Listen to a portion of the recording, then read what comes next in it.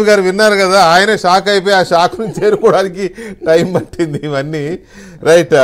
మీరు ఎక్కడైతే ఆపారు ఈ ప్రొడక్టివిటీ అనేది, ఇప్పుడు ఎక్కడైతే ఆపారో దీని మీద చెప్పండి.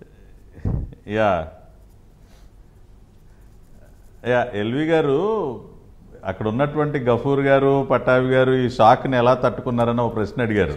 అవును. సో ఎల్వి గారు, ఇప్పుడు మా పరిస్థితి ఏంటంటే ఆల్రెడీ పోలీస్ స్టేషన్లో 3rd డిగ్రీ అనుభవించిన వాళ్ళం కదండి, మాకు అలవాటు అయిపోయింది. ఇప్పుడు 3rd డిగ్రీకి మించిన షాక్ ట్రీట్మెంట్ ఇంకేముంటుంది సార్. కాబట్టి అది కూడా ఆ టెస్ట్ కూడా పాస్ అయ్యాం కాబట్టి ఇది పెద్ద ఈజీగానే తట్టుకోగలం మేము ఇవి.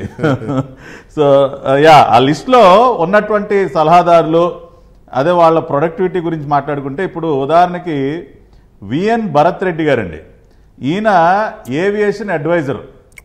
ఈ భరత్ రెడ్డి గారి పేరు గుర్తుంది కదా వికే గారు?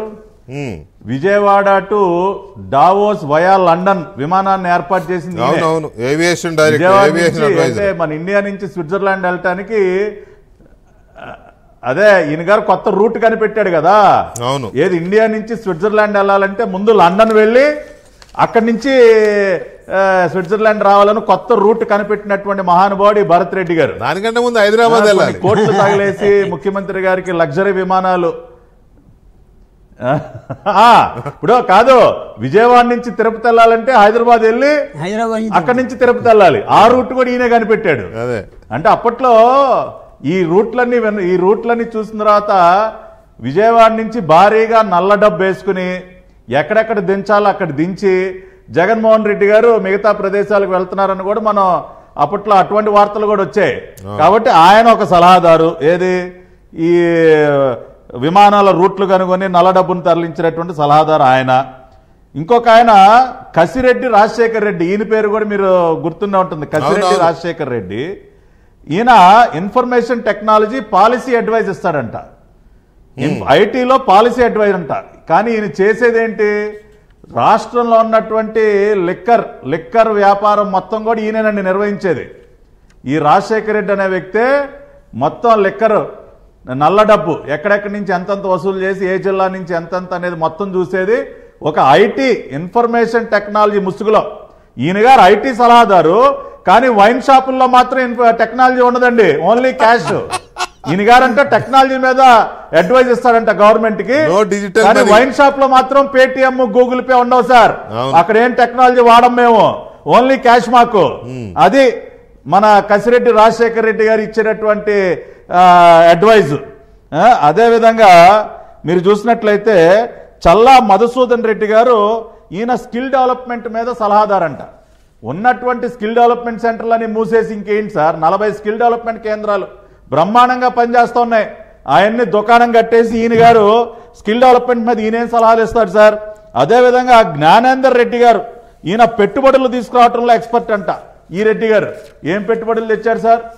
డావోస్ ఏమైనా వెళ్ళాడు ఈయన ఉన్నా జ్ఞానేందర్ రెడ్డి ఈ 5 సంవత్సరాల కాలంలో ఏమైనా రూపాయి తీసుకొచ్చాడా? కాబట్టి ఇట్లా ప్రొడక్టివిటీ పరంగా ఒక్క దమ్మిడి ఉపయోగం లేదు. అదానీను చలమల శెట్టి సునీల్ ని తీసుకెళ్లారు కదా దావోస్ వీళ్ళతో పాటు అక్కడికి.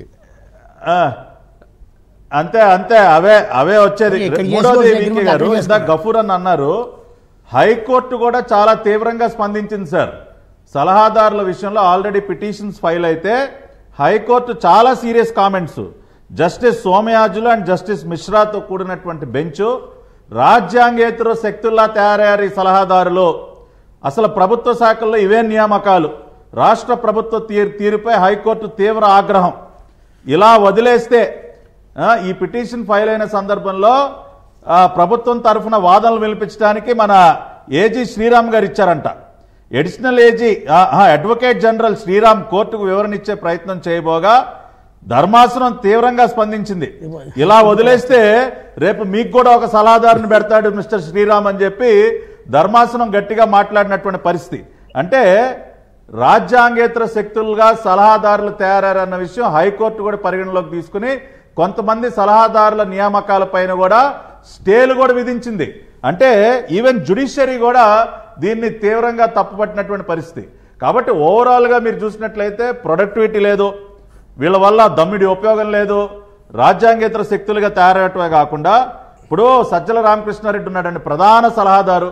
ఈయన గారు తాడేపల్లి కొంపలో కూర్చొని చేసే పని ఏంటండి?